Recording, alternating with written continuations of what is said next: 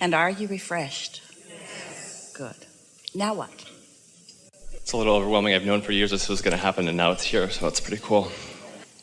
So, for most of my life, I've been struggling with depression, anxiety, body dysmorphia, and since coming into remembering the truths of what you bring, I realized that my struggling with those things is because of the false beliefs. The struggle is really between me and me, isn't it? Correct. I go this way, my inner being goes this way. That is the struggle. Yes. Yeah. And it's very... Period. The only struggle. The only struggle. It's so real, but I also know that it's so false. It manifests in a real way. It's real. It's real. It's not necessary, but it's real.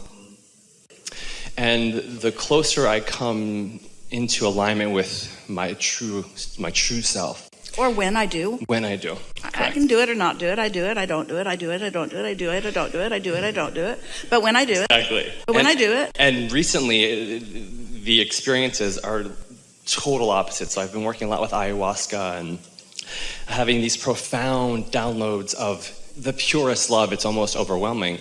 But then I keep getting back into this false mind pattern. So well, it's all right, because what you're talking about is just the momentum of thought and the habit of thought that meditation will free you from. Nothing else will. Right.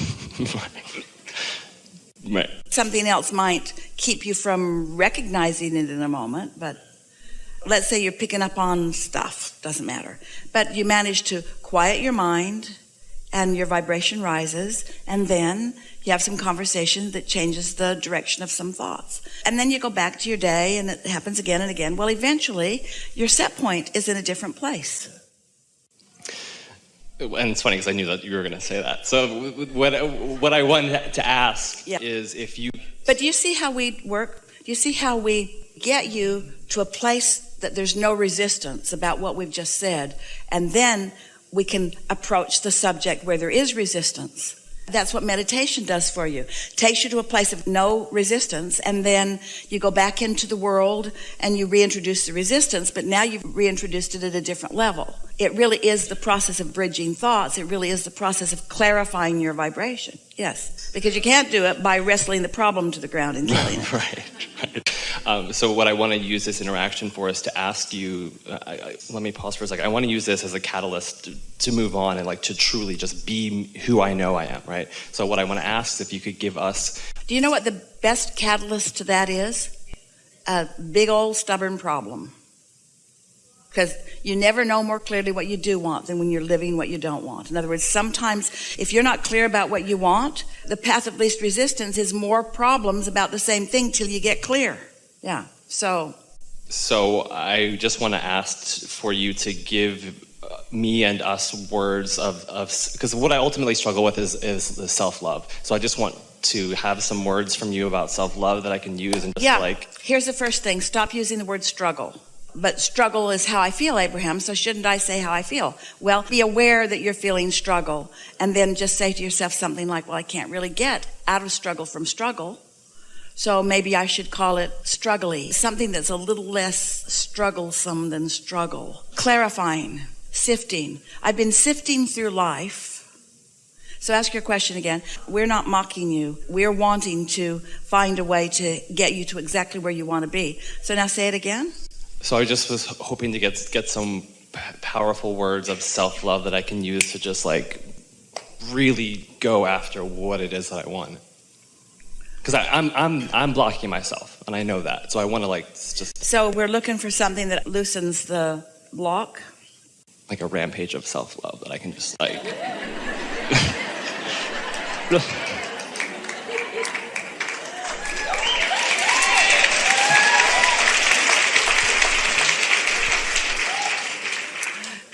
Pretty good way of saying it, because your inner being is yourself also. But you mean a rampage of self-love from your total self that your blocked off self might hear? Mm-hmm. Your total self, your inner being self, is rampaging to you all the time, and you don't hear it. So you think the words will get through in a way that the constant love and appreciation and guidance isn't? I'm hoping. So...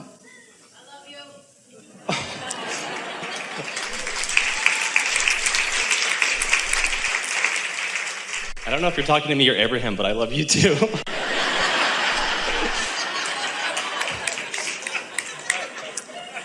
Things are out of control.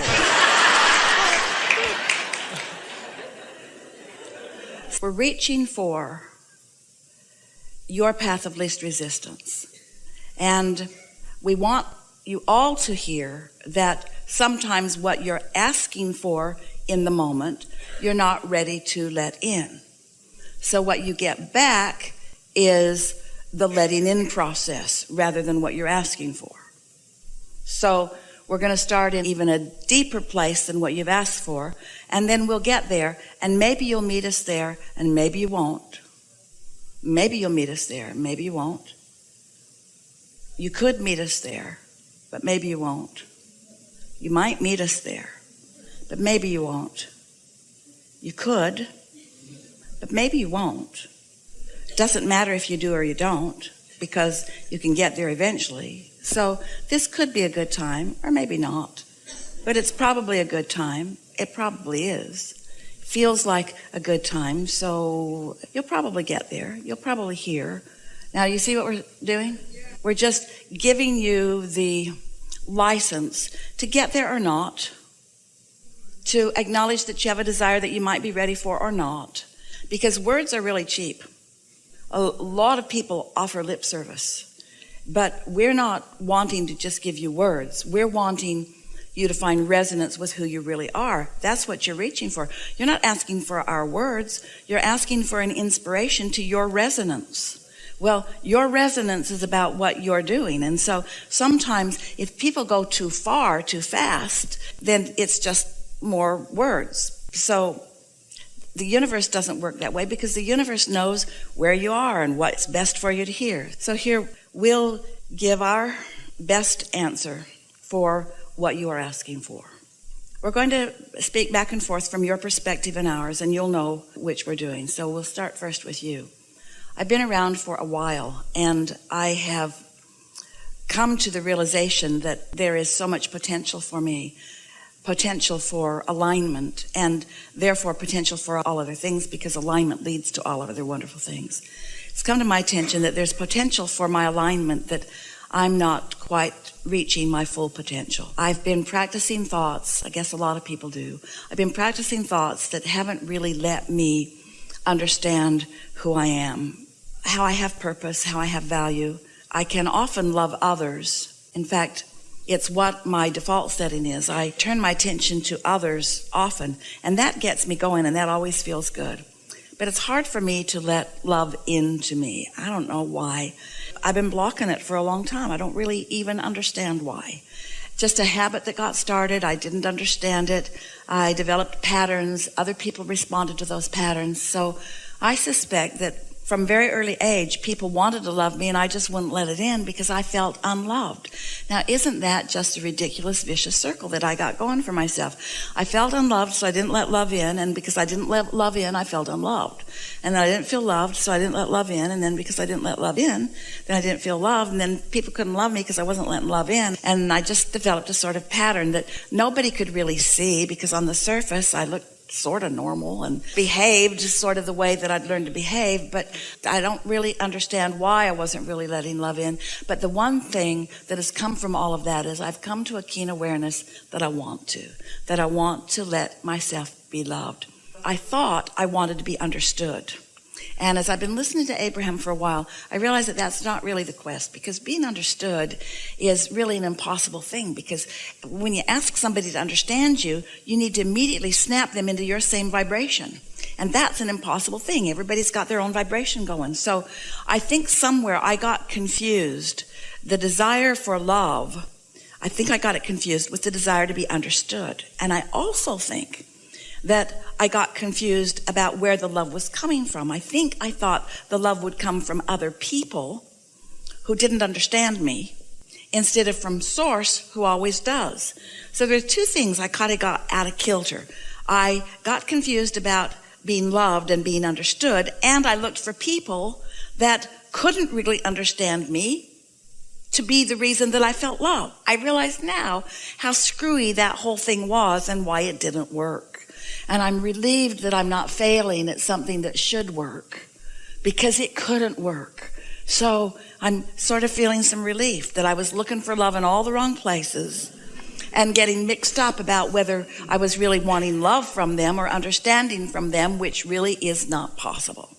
So I also understand that when I'm in a sort of bad place and I want someone to love me or understand me, that they've got to go to the same bad place I am to understand me. Those two things don't go together. I want them to love me and understand me, but they can't understand me unless they get on my vibe. And if they're on my vibe, my not good feeling vibe, then they can't love me. No wonder it didn't work. Looking for love in all the wrong places. Is this making any sense to any of you? Yes. Relating a little bit even? So now I've kind of got that squared away. Now I realize that as lovely as people are, and as much as I love so many of them, and as much as I love being in this body and here in this world and on this leading edge, that I want to express love to them, but mostly I want to connect with love. Because if I don't let myself be loved, if I don't let this vessel that is me open to love, then I can't really love anybody else, not in a way that's meaningful to them. So a lot of us are just running around a little bit broken. We're not letting love in, but we're trying to let love out. So we're not going back to the well of replenishment. We're just loving and serving and trying to be of value and getting depleted and getting exhausted and getting overwhelmed because we're not letting it in. It's like never breathing air in and always breathing it out. You can't get too far with that. Pretty soon you got to start breathing it in, or you have nothing to breathe out. And so now I'm more clear about all of this. So I'm no longer wanting to look to others for that replenishment, although sometimes you can find it. Sometimes somebody's all tuned in, tapped in, turned on, and they got it going and blowing. And when they hold me as their object of attention, I can feel it. And I do like that, but I don't want to depend on somebody else's connection for that, because they've got stuff they're doing too. And I don't need anybody else's connection. I've got my own straight line to it. I've got my own vortex. I've got my own valve that I can open wide to it. And often I do. Sometimes I do. Sometimes I do it more easily than not. It sort of depends on the momentum that got going. But more and more, I accept these things. I know that Source exists. And I know that my inner being is a big part of that collective consciousness of Source. And that my inner being is, in an undivided way, focused upon me. And knowing everything about me and loving me anyway. That my inner being is loving my becoming and is never holding me responsible for what I've come to, because I'm eternal. I'm never going to get done. And there's always going to be within me a gap between what life has caused me to reach for and what I've allowed myself to catch up with. And I've been beating up on myself so long about that gap, because I reach for more and then I don't go, and then I feel bad about the gap, but my inner being never does that. And, I'm just figuring this out. The very reason that I don't feel love or that I feel unloved is because my inner being is there and I haven't joined my inner being. In other words, the negative emotion that I feel that I've been calling people not loving me or my inner being not loving me or me not letting love in has only been because I have reached and have not caught up with what I've reached for. And so the very fact that I can feel negative emotion, which feels not love, is my proof that the love exists. Because if that love didn't exist and it wasn't pointed right at me, I couldn't feel this discord from not letting it in. Whew. So the very unlovedness I feel is proof of the love that is there. Ooh, I really like that. Me too. I sensed that it was there. I had glimpses that it was there. It showed it to me from time to time when I was in the right place. I let it in from time to time, and I'm getting better and better at letting it in.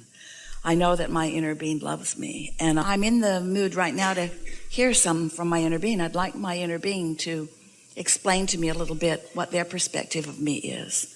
I'd like to know how my inner being sees me, and I'm in a better place now than I was at the beginning of this conversation. So I have a better chance of letting more of it in than I was at the beginning of this conversation. So I'll just listen for a minute and I'll hear what my inner being has to say about me.